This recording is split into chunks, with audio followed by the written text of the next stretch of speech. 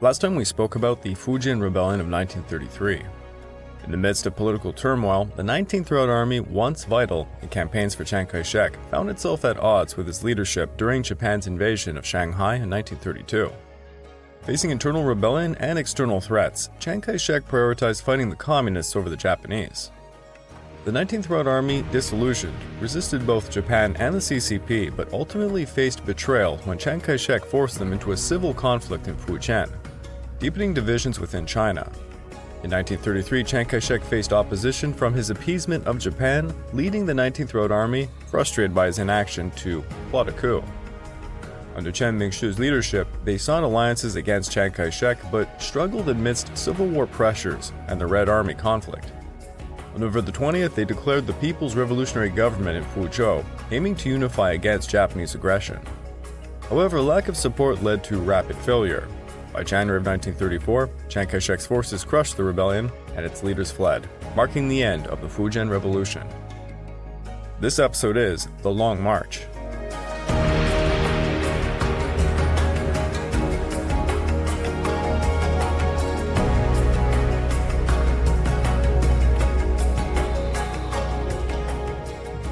Welcome back to the Fall and Rise of China podcast. I'm your dutiful host, Greg Watson.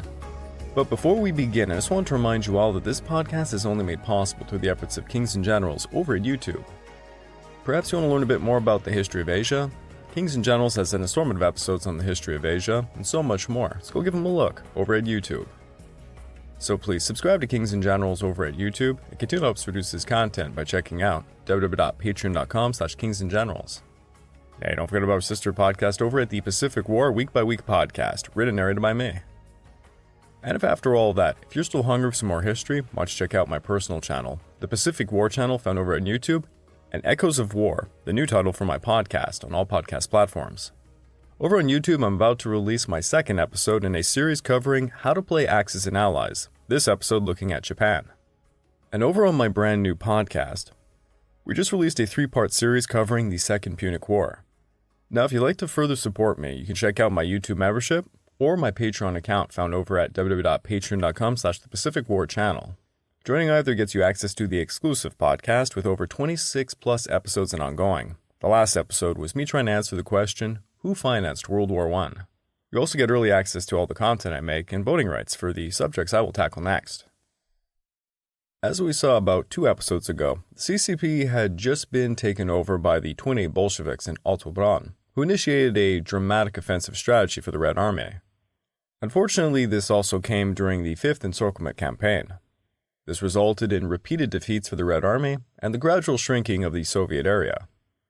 By April 1934, the Central Red Army engaged in a decisive battle against the Nationalist Army over in Guangchang of Jiangxi Province, suffering severe losses and now faced a critical situation. As NRA's grip tightened, the Red Army and the Central Committee of the CCP sought new strategies. With offensive tactics no longer feasible, the Red Army considered alternative approaches to navigate the current challenges. One overarching strategy involved co-opting the NRA by harnessing nationalistic sentiment to form a united front against the Japanese. The leadership of the Red Army hoped that by identifying a common enemy, they could temporarily alleviate the conflict with the KMT. In July of 1934, they attempted to implement this strategy by deploying the 7th Red Army Corps to western Fujian to join the 10th Red Army, commanded by Su Yi. This combined force was labeled the Anti-Japanese Vanguard Column to attract nationalist support. However, the propaganda effort completely failed. The NRA subsequently obliterated the Red Army Column, resulting in the death or execution of most of its members. Approximately 800 survivors escaped and regrouped as a guerrilla unit under Su Yi, continuing to fight independently until the establishment of the Second United Front, which would be in 1937. Another breakout occurred on July the 23rd of 1934, when the 6th Red Army Corps, operating from the Hunan-Guangdong border area, traversed Hunan and joined forces with the 3rd Red Army, forming the 2nd Front Red Army, led by Hu Dong on October the 22nd of 1934. It is uncertain whether either operation impacted the KMT. The escalating costs and ongoing casualties placed a heavy burden on the Red Army, complicating its ability to maintain its position. A secure new location was essential for the Red Army to reorganize, resupply, and recruit personnel. In August of 1934, Bo Gu and Otto Braun secretly decided to abandon the Jiangxi Soviet. Their initial plan was to head southwest towards Hunan, seeking friendlier territory and aiming to connect with the Second Front Red Army. While the precise whereabouts of the Second Front Red Army was unclear, the leadership considered Hunan to be the most probable destination and devised a route to reach it. Meanwhile, the rest of the Red Army intensified its recruitment efforts, raised funds, and gathered supplies. On the night of October the 10th of 1934, the leadership of the Red Army issued marching orders to the First Front Red Army, which advanced southwest in two columns, consisting of the 1st, 3rd, 5th, 8th, and 9th Red Army Corps. The total strength of this force was about 87,000. Many of these soldiers were unaware that it would be their final sight of the Jiangxi Soviet, as most believed that they were simply executing another maneuver to outflank the KMT and to strike into their rear. A contingent of 16,000 troops, including several wounded soldiers like the leader Chen Yi, remained in Rujin to defend against and delay the KMT forces, providing the First Front Red Army with the necessary time to depart unnoticed. Thus began what would famously be called the Long March. The first few days of the Long March were relatively calm. The Red Army steered clear of significant confrontations with the NRA forces and easily maneuvered through a gap in the encirclement. Previously, Zhou Enlai had brokered a truce with the Guangdong and Guangxi warlords involved in the extermination campaign, allowing the Red Army safe passage through the region. Meanwhile, the Red Army troops remaining in Rujin fiercely resisted the NRA, effectively masking the fact that the main force had already departed. Until November the 8th, nationalist newspapers claimed that the Red Army was nearly annihilated. The First Front Red Army traveled at night, using small trails to evade detection and attacks from the air. The troop formation included the 1st and 9th Red Army Corps on the left, the 3rd and 8th Red Army Corps on the right, with leadership and logistical units positioned in the center, while the 5th Red Army Corps provided the rear guard. The Red Army employed porters to transport heavy equipment such as printing presses, X-ray machines, and currency. Additional porters carried litters for the wounded and key leaders. During this period, several Red Army leaders, including Zhou Enlai, were unwell or injured, while others, like Mao Zedong, rested in litters during the day and after long nights of planning. Yes, fearless leader Mao Zedong was carried around on a litter. You heard that right. But I guess in his defense, he did work throughout the nights. It is notable. By mid-November of 1934, the NRA learned that the Red Army had broken free from their encirclement and was now heading westward, prompting them to pursue. Observing the Red Army's movements, Chiang Kai-shek and the NRA leadership inferred that southern Hunan was likely their destination, so they deployed troops accordingly. The Red Army advanced rapidly to the west, aiming to cross the Xiang River before the NRA could catch up. On November the 27th, the Red Army reached Daoxian and launched an assault on the NRA blockhouses guarding the Xiang River crossings. They quickly overran these defenses and they began moving troops across the river. However, the central column of the Red Army, hindered by heavy equipment and injured soldiers, fell behind the main force. On November the 28th, the NRA struck the rear elements of the Red Army before they could reach the river. For 5 days, the Red Army engaged in a fierce rearguard action, trying to disengage from the NRA and successfully cross the river. By December the 2nd, all the Red Army units had successfully crossed the Xiang River, albeit with a significant cost. The Red Army lost over 2 divisions from the 3rd and 5th Red Army Corps, leaving just over 30,000 soldiers remaining in their ranks. Furthermore, much of the Army's heavy equipment and supplies were abandoned along the way to lighten their load. After the Red Army crossed the Xiang River, it continued to evade direct confrontations with the NRA. The challenging battle of the Xiang River had a profound impact on the Red Army, leading to a rise in desertions as soldiers recognized that the movement had turned into an exodus from Jiangxi. Many porters responsible for transporting heavy equipment also began to leave during the night, especially while navigating the difficult, muddy trails of the mountains.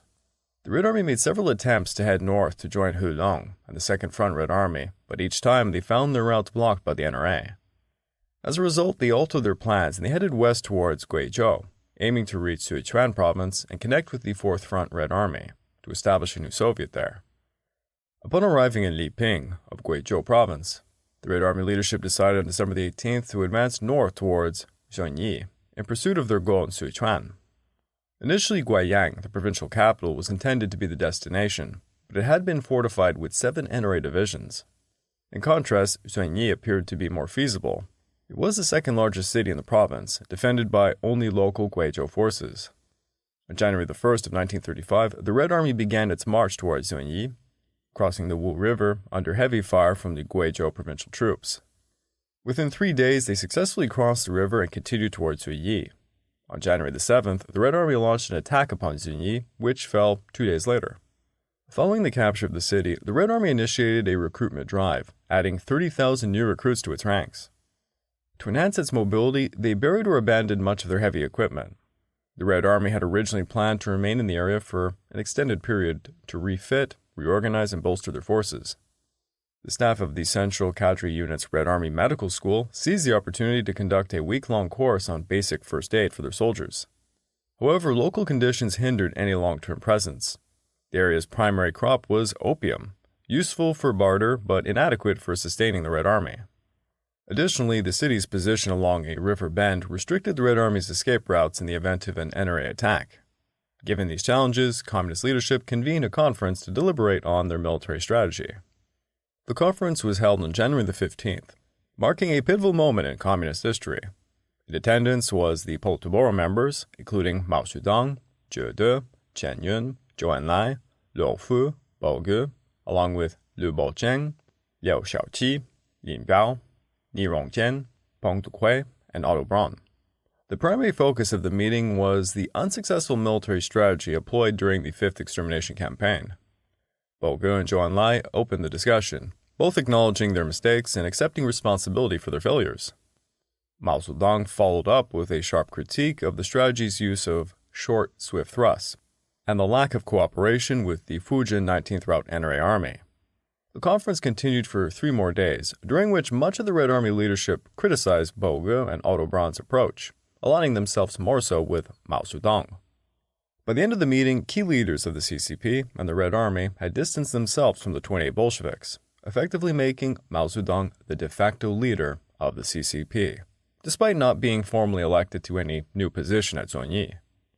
A significant change was the disbanding of the triumvirate leadership of Bao Ge, Otto Braun, and Zhou Enlai. Zhe De and Zhou Enlai were assigned to lead the Red Army, which then moved towards Yunnan Province to connect with the 4th Front Red Army. Departing Zunyi, the Red Army comprised 4 army corps, the 1st, 3rd, 5th, and 9th Red Army Corps, although all were considerably smaller than before.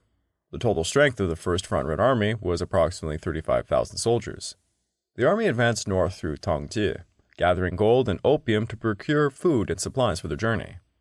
The 1st Army Corps, led by Lin Biao, took the lead in searching for a route to cross the Yangtze River. While attempting to secure a crossing near Qixu, the remainder of the Red Army engaged in a fierce battle with the Sichuan NRA force near Tujiang. The fighting escalated to such a degree that Mao Zedong ordered Lin Biao and his corps to return and assist them.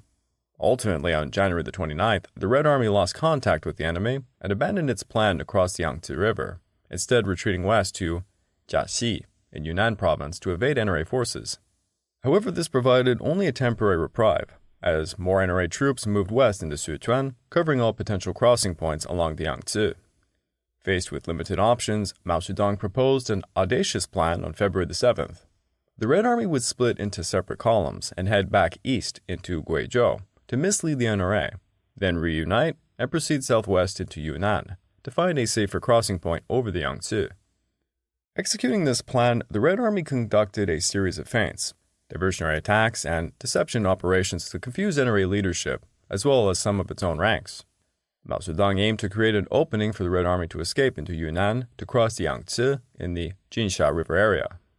The Red Army began moving east, achieving victories over the NRA, such as at the Lushan Pass, where they captured about a division's worth of personnel and equipment. They continued eastward, seizing the city of Maotai, acquiring additional gold and opium for trade. In March of 1935, Mao Zedong was appointed as the political commissar of the Red Army, with Zhe De serving as the commander-in-chief. His leadership role was further solidified when he was included in the Triumvirate Military Council alongside Zhou Enlai and Wang Jiaxiang. Mao Zedong then initiated a deceptive operation, sending the 9th Red Army Corps north as a feint towards Yangtze River, intending to reinforce NRA intelligence assessments. Chiang Kai-shek believed that these erratic movements indicated the Red Army was preparing for a defensive battle. Consequently, he relocated his NRA headquarters to Guiyang and deployed nearly all of Guizhou's NRA forces to the Yangtze area to encircle and eliminate the Red Army. This deployment inadvertently opened a north-south corridor in Guizhou, allowing the Red Army to move south towards Guiyang, which was now vulnerable due to the concentration of NRA forces along the Yangtze. Capitalizing on these fears, Mao Zedong sent additional Red Army units towards the provincial capital. In response, Chiang Kai-shek hurriedly redirected NRA forces from Yunnan to bolster defenses in Guiyang, thus creating yet again another escape route for the Red Army. The Red Army swiftly exploited this corridor and advanced into Yunnan. They employed a similar feint tactic as used at Guiyang, deploying units from the 1st Red Army Corps to threaten Kunming. With the main Yunnan forces still occupied in Guiyang, the Yunnan government was forced to relocate its frontier militia troops to defend the capital, thus opening one final corridor for the Red Army to escape through a crossing at the Jinsha River. By April, the Red Army had executed one of its most daring maneuvers, evading the NRA forces by making a sweeping maneuver into Yunnan. Despite this strategy, the Red Army still needed to cross the Yangtze River. One section of the river, known as the Jinsha River, flows from Tibet through Yunnan to Sichuan and offered excellent crossing points for the Red Army. On April the 29th, Mao Zedong identified 3 crossing locations. The 1st Red Army Corps was assigned to cross north at Longzhi, while the 3rd Red Army Corps would cross in the center of Hongmin. The Central Cadre Unit was designated to use the southern crossing point at Jiaopingju. Meanwhile, the 5th and 9th Army Corps were tasked with rearguard operations and they would cross at the nearest crossing point. Although the 1st and 3rd Red Army Corps struggled to secure their crossing locations, the Central Cadre Unit successfully acquired 7 boats, establishing security on both riverbanks, and commenced a ferrying operation that would last 9 days. Consequently, the 1st and 3rd Red Army Corps abandoned their original crossing points and they simply moved over to Jiaopingdu. The 3rd Red Army Corps crossed on May the 7th, followed by the 1st Red Army Corps the next day. The 5th Red Army Corps maintained its rearguard before quickly crossing Jiaopingdu on May the 9th. Upon reaching Sichuan, the weary Red Army troops began to contemplate their next steps. After nearly 9 months of travel, with minimal rest and significant losses, the Red Army's numbers had dwindled to around 25,000 soldiers, with much of their heavy equipment abandoned along their retreat route. They attempted to seize Huli, but they were met with fierce resistance from the 24th NRA Division. Outside the city, the Red Army leaders held a conference on May the 12th, and they resolved to continue north through Sichuan, aiming to cross the Dadu River to join forces with the 4th Front Red Army. As the Red Army advanced through the territory of the Yi minority, they faced hostility from the Yi people, who harbored animosity towards the Han, and proceeded to attack straggling Red Army soldiers, stealing their weapons and clothing and leaving many to perish.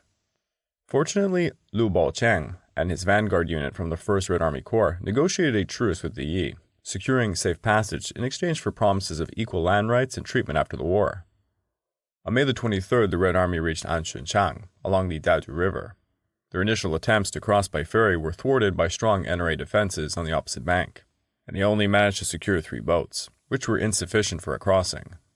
On May the 27th, Red Army leaders decided to take a calculated risk and dispatch troops northwards to seize the Luding Bridge. This iron chain suspension bridge, located along a challenging trail through the mountain passes, crossed the Dadu River.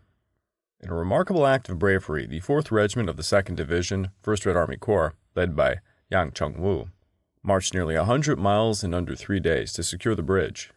Despite facing a defending NRA brigade on sheer cliffs, the 4th Regiment acted swiftly and captured the bridge amidst constant gunfire, with only 18 of the 22 men who launched the final assault surviving. Their sacrifice allowed the Red Army to evade the main KMT force and successfully cross the Dadu River, ultimately establishing themselves in Huilingping for refitting operations. However, the challenges for the Red Army persisted even after crossing the Dadu. They were still unaware of the 4th Front Red Army's location, with only one possible area being directed north behind the Jiaojin Mountains.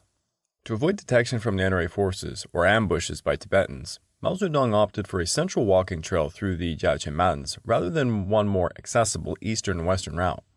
For many survivors of the Long March, the leg through the Jiaojin Mountains proved to be the most arduous and challenging segment. The Red Army soldiers faced hunger, cold, thirst, avalanches, and high altitude as they attempted to traverse the snow-capped peaks with little more than the clothes on their back. On June the 12th, the first units of the Red Army arrived at Danwei, located at the northern foot of the Jiaojin Mountains. By June the 14th, the remaining soldiers descended from the mountains and linked up with Yi Xianyan, a liaison officer from the 4th Front Red Army. Approximately 10,000 soldiers endured the harsh conditions and made it down the mountain. Thankfully, they rejoined their fellow Red Army comrades, allowing them to take some much-needed rest. On June the 18th, the 1st and 4th Front Red Armies finally connected at Langhukou. The 4th Front Red Army fared significantly better than their counterpart, having originated from the Hubei Hunan Anhui Soviet before relocating to the Shanxi-Sichuan border and settling in the northwest parts of Sichuan in March. Their forces numbered nearly 80,000, surpassing the 1st Front Red Army. Some soldiers from the 1st Front Red Army looked on with admiration and envy at the robust condition of the 4th Front soldiers and their horses. On June the 26th, the leadership of both armies convened to discuss their future movements. Mao Zedong proposed advancing north to Gansu and then heading east towards Ningxia, with the ultimate goal of reaching Mongolia to establish communications with the Soviet Union. Conversely, Zhang Guotao suggested moving west to Xinjiang, aiming to connect with the Soviet Union via the Central Asian republics. Beneath these military discussions lay political maneuvering as both Mao Zedong and Zhang Guotao sought to assert dominance over the Red Army. Ultimately, both sides maintained cordial relations and established a unified strategy and command. The Red Army was set to advance north to southern Gansu to establish a Soviet presence in the border areas. Zhang Guotao was appointed vice chairman of the military council. By June 30th, the 1st Front Red Army had moved into the grasslands, with Zhang Guotao and the 4th Front Red Army following a day later. The meeting at Langhukou did not resolve the political tensions between the factions led by Zhang Guotao and Mao Zedong, and these conflicts intensified over time. While Zhang Guotao continued to advocate for a westward movement towards Xinjiang, he also sought to recruit key leaders from the 1st Front Red Army to support his cause, but it was to no avail. Mao Zedong remained steadfast in his commitment to the agreed plan, to proceed to Gansu, and took measures to prevent any subversion from Zhang Guotao's camp. Tensions escalated during a conference at Maorugai on August the 6th. The Red Army had just arrived at Maorugai the previous day to rest and reorganize. According to one account, Mao Zedong held the meeting in the neighboring town of Shaowu, securing the location ahead of Zhang Guotao's arrival.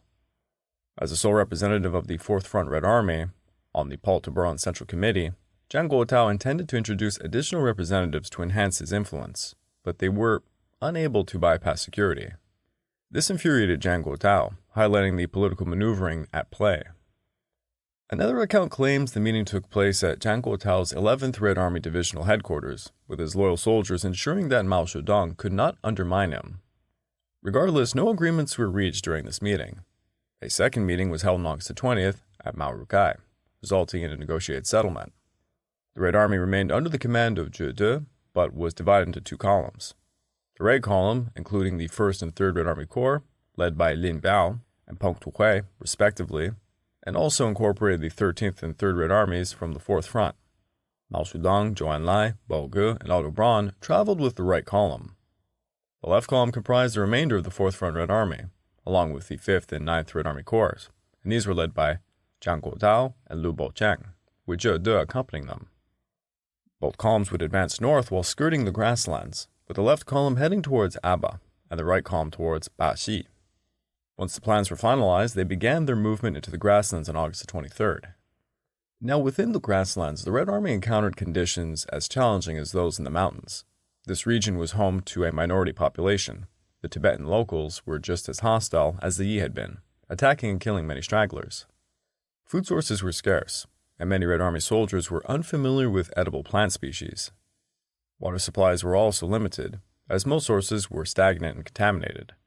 The soldiers ended up consuming wheat kernels, which severely upset their digestive systems. The trailing units faced even greater difficulties as the vanguard troops turned the dirt paths into muddy pits, leaving little food for the foragers. The right column reached Baxi on August 27th, suffering heavy losses during the week-long trek. The 3rd Red Army Corps alone lost 400 soldiers. The left column progressed more slowly and arrived at Aba about a week later. Once they exited the grasslands, the Red Army faced another internal struggle that threatened their retreat. On September the 3rd, Zhang Guotao sent a wireless message to Mao Zedong and the right column stating that his forces were stationed at Aba and that the White River north of Aba was impassable. Mao Zedong urged Zhang Guotao to adhere to the Maorugai decision and even offered additional troops to assist in crossing the river, which Zhang Guotao politely declined. On September the 9th, Mao Zedong learned of a secret message Zhang Guotao had sent to his aide in the right camp. Zhang Guotao wanted the right column to move back south through the grasslands to reunite the two columns and convene a meeting to discuss a new strategy, indicating an intention to initiate a intra-party power struggle. Fearing that Zhang Guotao would use his superior numbers to impose his strategy on the Red Army, the 1st and 3rd Red Army Corps quietly departed Baoxi and continued north to Gansu. This approximately 8,000-strong force arrived at Yujie and held an emergency conference. The Red Army reorganized its forces as the anti-Japanese vanguard force to garner support from the local population. He also issued, quote, "The resolution concerning the mistakes of Comrade Zhang Guotao." This was to reprimand his actions without expelling him from the Communist Party. On September the 14th, the Red Army continued north and captured the Laizukao Pass, defeating 2 of Zhang Guotao's forces as he and his 4th Front Red Army moved south towards Chengde. Zhang Guotao was furious upon discovering that Mao Zedong and his loyal Red Army troops had left without his notice, but he chose not to pursue them and instead directed his troops towards Chengde. The 4th Front Red Army achieved initial victories in October of 1935 against the NRA at Baoxing and Tianchuan, coming within 60 miles of Sichuan's provincial capital. In response to this threat, Chiang Kai-shek dispatched over 80 NRA regiments to defend Chengde.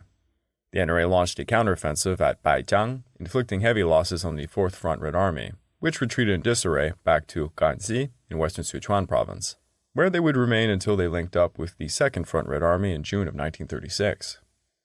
As the 4th Front Red Army moved south towards Sichuan, the Red Army completed the final stages of its arduous journey.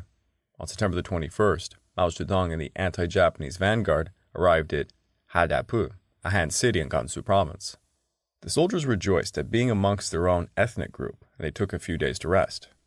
During their stay, Mao Zedong and the other leaders of the Red Army learned that a Soviet force, led by Liao Zhudan, a friend of Mao Zedong, was present in northern Shaanxi, supporting the 25th and 26th Red Armies. 10 days later, the anti-Japanese vanguard left Hadapu and swiftly moved west to avoid the NRA's Muslim cavalry units, aiming to connect with their ally units in Shaanxi.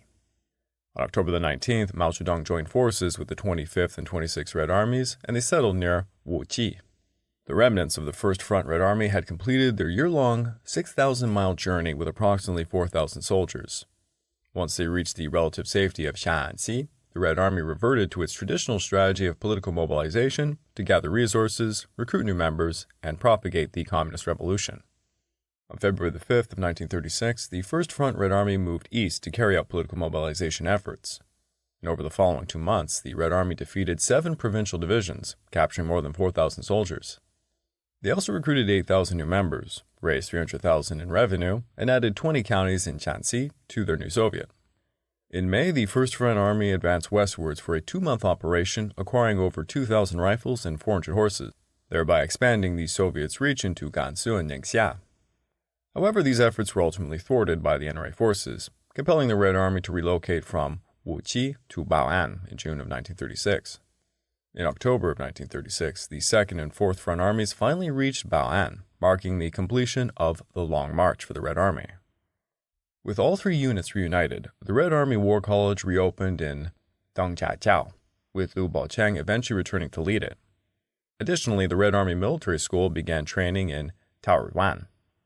From 1934 to 1936, the Red Army evaded annihilation through a combination of courage, determination, and fortunate circumstances.